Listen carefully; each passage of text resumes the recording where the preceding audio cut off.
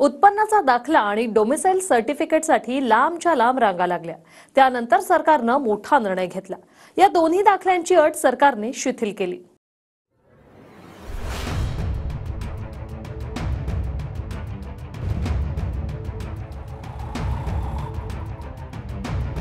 सरकारनं महिन्याला 1500 रुपये देणारी लाडकी बहीण योजनेची घोषणा केली आणि नोंदणीसाठी गावागावात तहसीलच्या ठिकाणी रांगाच्या रांगा लागतायत।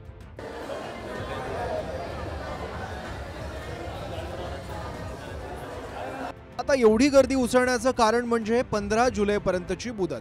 पण अखेर सरकारनं ही मुदत 31 ऑगस्ट पर्यंत वाढवून दिली आहे। गर्दी कालपासून वापस गेली, आज वापस जायला लागते। आता हे सांगा कसं करा आम्ही?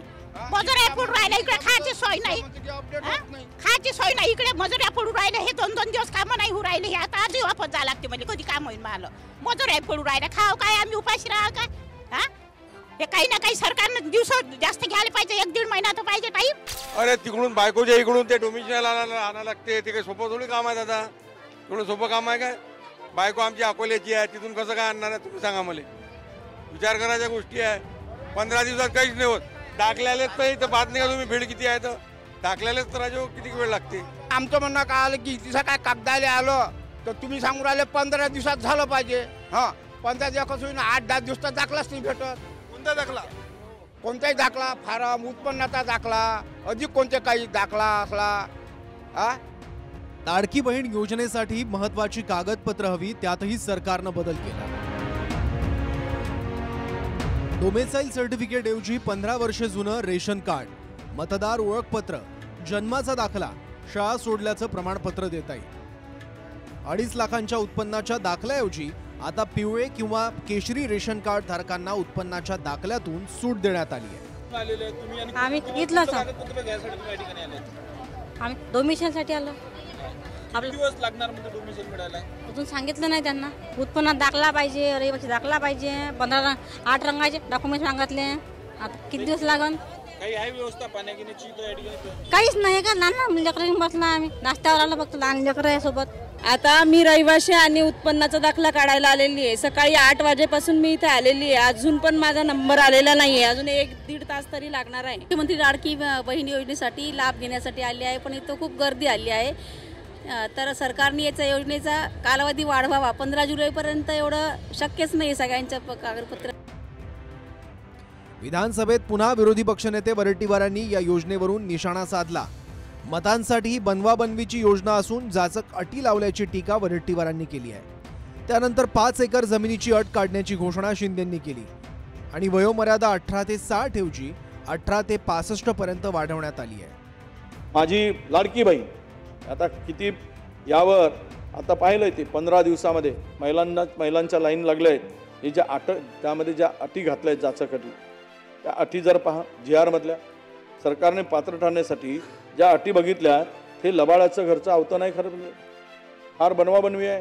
तुम्हाला दिसेल 2-3 महिन्यासाठी तुम्ही काय सरसकट करूनही टाकाल मतं मिळवण्यासाठी, आणि काय करतो 2 वर्ष? मग झोपले होते काय 2 वर्ष? तुम्हाला बहिणीची आठवण झाली नाही त्यावेळेस? सर्व महायुतीच्या भावंडांकडून माझ्या माता भगिनींना माहेरचा आहेर दिलेला आहे आम्ही।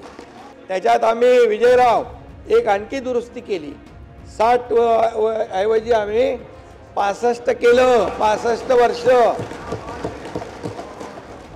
आणि जमिनीची अट जी आहे ती पण काढून टाकली।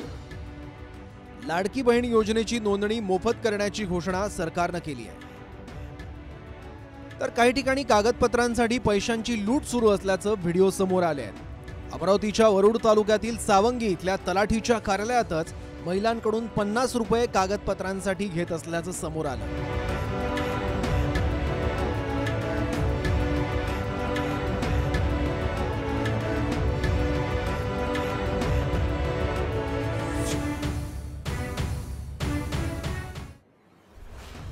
नोंदणी केंद्रामध्ये प्रचंड मोठी गर्दी झालेली आहे। तिथे स्टॅम्पीड सारखी परिस्थिती निर्माण झालेली आहे। एका महिलेला उत्पन्नाचा दाखला काढायला 700 800 रुपये मागितले जातात। 100 रुपयाचं स्टॅम्प पेपरचा तुटवडा झालेला आहे। अनेक त्रुटी आहेत। तर माझी शासनाला आपल्यामार्फत विनंती आहे की 15 जुलैची अंतिम तारीख पूर्णपणे काढून टाकावी। कुठलीही अंतिम तारीख असता कामा नये आणि निवडणुकीपरता ह्या योजना आणलेली आहे, पुन्हा पुन्हा बंद केली जाईल हा जो आदेश आहे त्याप्रमाणे पण कायदा आणला पाहिजे माझी मागणी. कागदपत्रांच्या व्यतिरिक्त लागणारे अतिरिक्त पैसे कुठं घेतले जात असतील तर सरकारनं त्याकडे लक्ष दिलं पाहिजे. Bureau report TV9 Marathi.